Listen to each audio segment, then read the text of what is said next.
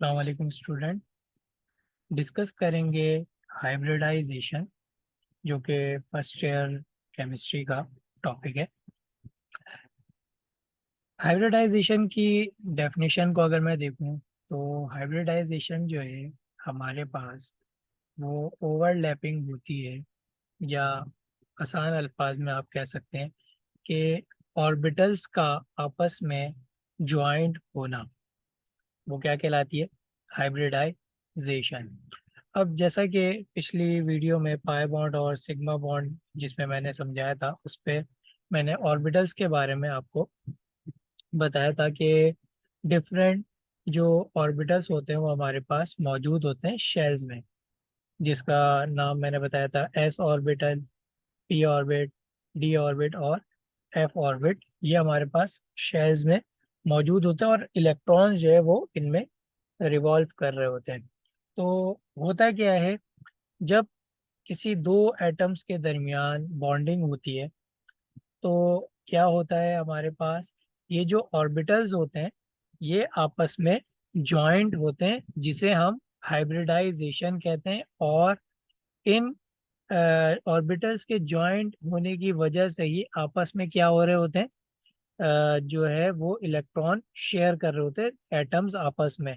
यानी कि अगर मेरे पास एक एटम है हाइड्रोजन और दूसरा एटम है कार्बन, तो कार्बन और हाइड्रोजन के दरमियान जब बॉन्ड फॉर्म होगा तो क्या होगा, हाइड्रोजन का ऑर्बिटल और कार्बन का ऑर्बिटल जो है वो आपस में ओवरलैप करेंगे, यानी कि कंबाइन होंगे और क्या करेंगे, इलेक्ट्रॉन्स शेयरिंग करेंगे, जिसकी वजह से बॉन्ड फॉर्म होगा। अब यहाँ पे जो हाइब्रिडाइजेशन का, जैसे कि मैंने बताया कि दो जो ऑर्बिटल्स हैं, अब वो एस भी हो सकते हैं, पी भी हो सकते हैं, डी भी हो सकते हैं, एफ भी हो सकते हैं। ये आपस में क्या होते हैं, जॉइंट होते हैं, जिसे हम हाइब्रिडाइजेशन कहते हैं। तो आगे इसमें डिफरेंट जो है इसकी टाइप्स भी है। खैर आज जो हम डिस्कस करेंगे वो एस पी टू और SP3 ऑर्बिट हाइब्रिडाइजेशन की बात करेंगे। अब हमारे पास क्या हो रहा होता है, अगर मैं यहाँ पे बात करूँ SP हाइब्रिडाइजेशन की, तो यहाँ पे जैसे कि फिगर में भी नज़र आ रहा होगा कि एस ऑर्बिट, जिसका शेप मैंने बताया था कि स्पेरिकल होता है, पिछली वीडियो में मैंने बताया था, डिस्कस किया था ना। और पी ऑर्बिट जो डम्बल लाइक शेप होता है, जो कि यहाँ पे मैंने दिखाया है।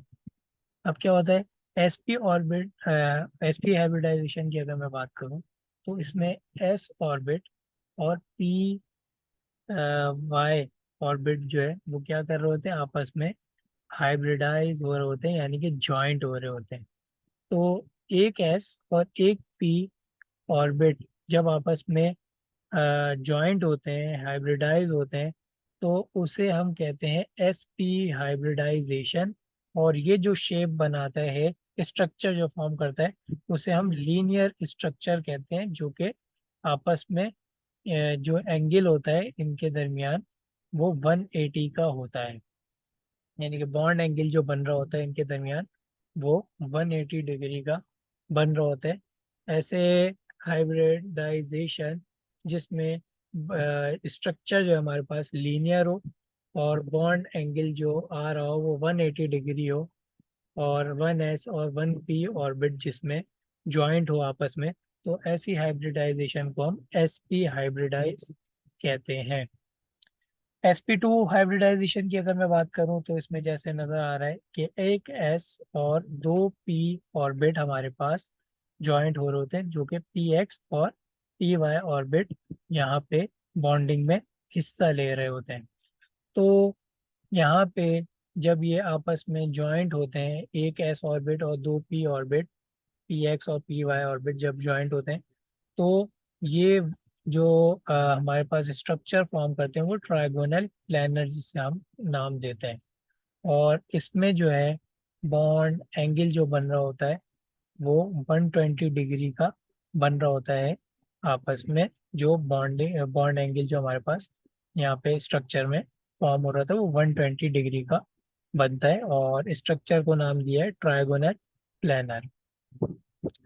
sp3 हाइब्रिडाइज में हमारे पास यहाँ पे एक s और तीन p ऑर्बिट जो है p के, यानी कि px py और pz, यानी कि ये p के तीनों जो ऑर्बिट होते हैं वो यहाँ पे हिस्सा ले रहे होते हैं बॉन्डिंग में, यानी कि ये आपस में ज्वाइंट होते हैं और हमारे पास sp3 हाइब्रिड ऑर्बिटल बनाते हैं जिसे हम टेट्राहेड्रल शेप कहते हैं, जो कि यहाँ पे आपको नजर भी आ रहा होगा, यानी कि ये एक sp3, ये दो sp3, ये तीन और ये चौथा sp3 हाइब्रिड ऑर्बिटल बन रहा है। और इनका जो स्ट्रक्चर कहलाता है वो टेट्राहेड्रल कहलाता है, और जो बॉन्ड एंगल बन रहा होता है, यानी कि एक sp3 दूसरे sp3 के दरमियान जो बॉन्ड बन रहा होगा वो 109 डिग्री का होता है।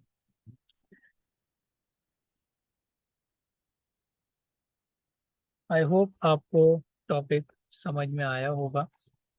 हाइब्रिडाइजेशन सिंपल क्या है, हमारे पास जो ऑर्बिट का आपस में ज्वाइंट होना, वो हमारे पास हाइब्रिडाइजेशन कहलाती है, सिंपल लफ्जों में अगर मैं आपको समझाऊं तो। और कोई टॉपिक हो तो मुझे कमेंट में ज़रूर बताइएगा। अपना बहुत ख्याल रखिएगा। अल्लाह हाफिज़।